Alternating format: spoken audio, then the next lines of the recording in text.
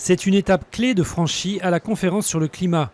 Une ébauche d'accord mondial pour lutter contre le réchauffement a été adoptée samedi midi au Bourget par les représentants des 195 pays. Mais cela reste encore une base de négociation. À partir de lundi, les ministres devront trancher de nombreuses questions épineuses, comme le financement ou les rapports Nord-Sud, s'ils veulent un accord le 11 décembre. L'ombre du groupe État islamique plane sur la fusillade de San Bernardino. Dans un enregistrement radio, l'organisation djihadiste a qualifié les deux tueurs de soldats du califat.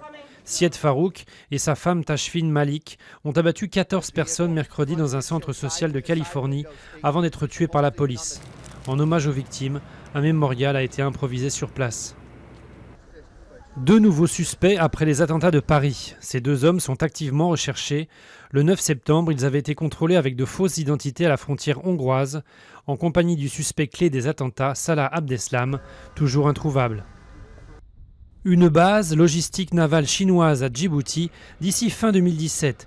C'est l'annonce faite par le ministre des Affaires étrangères de Djibouti en marge du sommet sino-africain de Johannesburg. Officiellement, il s'agira d'assurer la sécurité des navires chinois au large de la Corne de l'Afrique. Voici une musique qui rappelle quelque chose. Des fans de Star Wars se sont rassemblés à Manchester, dans le nord de l'Angleterre, pour partager leur passion de la saga cinématographique américaine, ses décors, ses personnages et sa musique.